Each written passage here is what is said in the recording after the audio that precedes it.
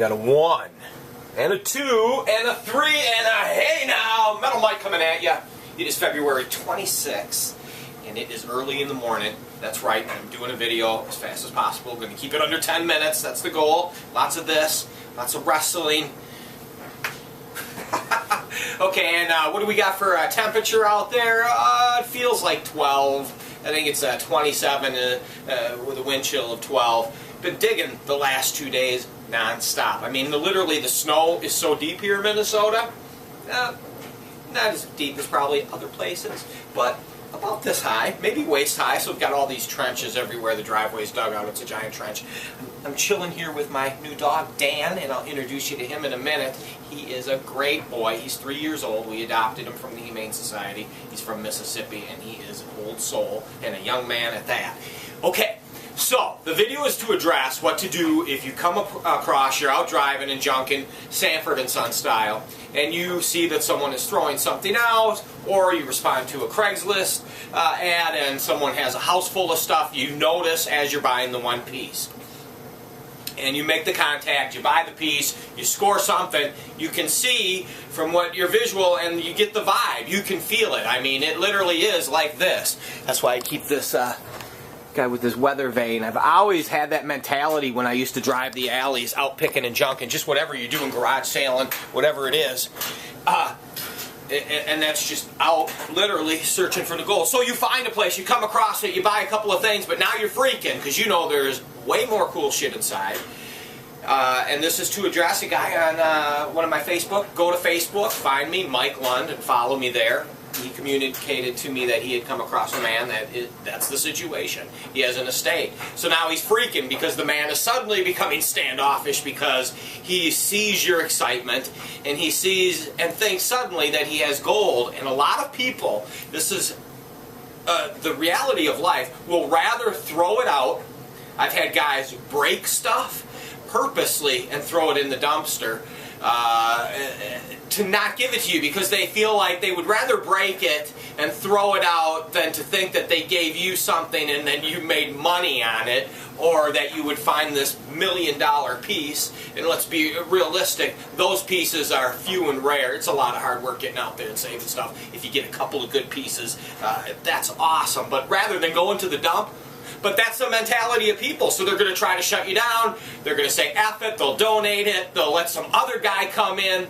I've even had guys where I've gone out there and said, listen, I want to buy this stuff from you, I'm interested in making a deal for you, and yet you can't strike a deal, and then you go back later and you're like, I'm still interested. Well, another guy came in and he was a high roller, he had big money.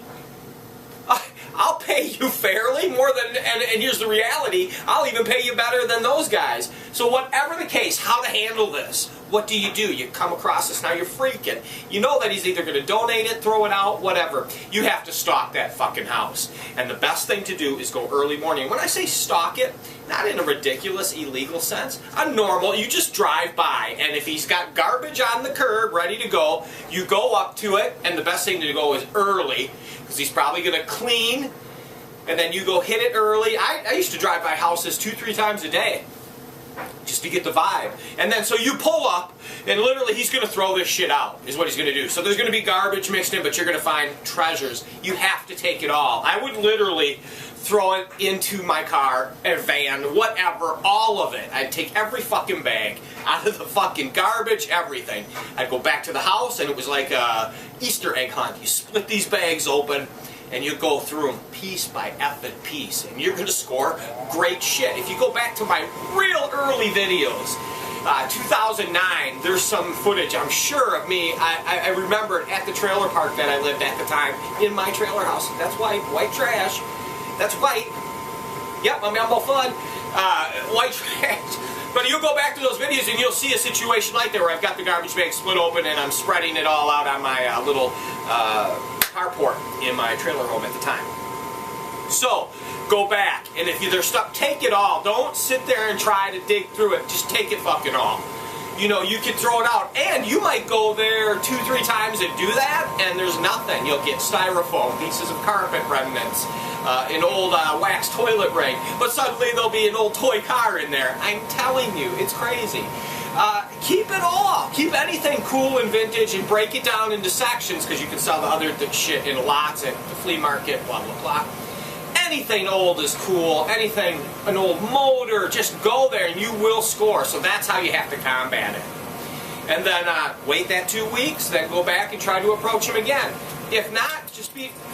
The next time you see him, be like this. Just be like, I thought I'd come back. And if he gives you a bad vibe, just go, okay, no problem. I do it for a living.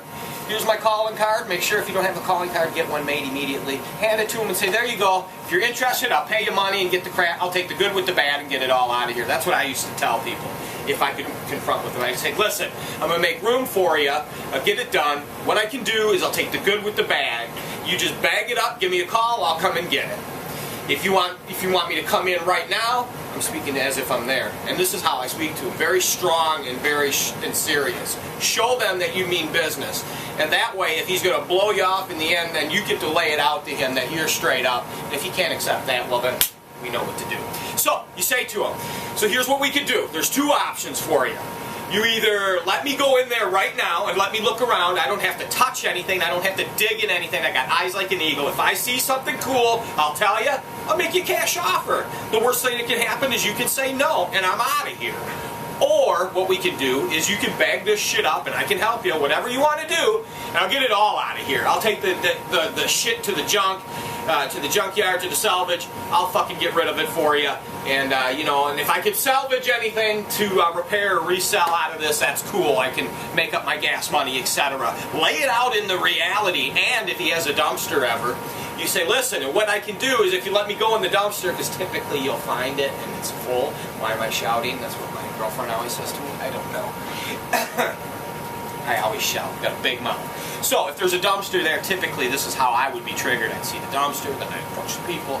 So the dumpster would be full. I'd say, if you let me go in the dumpster, what I'll do is I'll go through it. If there's anything I can salvage or reuse, I'm going to pull it out of there. A lot of responses are going to be like, there's nothing in there. I'm telling you, say, hey, listen, I do this for a living. I just scrap it all. You'd be surprised. I'll make room for you, and then I'll compact it back up. You won't find nothing on the ground, nothing. It'll be brutal. I'll get it out of here. Then you can have that more space rather than having 3-4 loads to the dumpster. That's it. Hopefully I gave you a tidbit in there somewhere, and, as promised... Hey Dan, what's up, buddy? How you doing, kid? You say hi, brother? Such a nice guy. Look at this good boy here. He's such a good kid. He's a good boy. Everyone, have a good day. From Dan and Metal Mike. Hey now! Scare you, Dan? Sorry.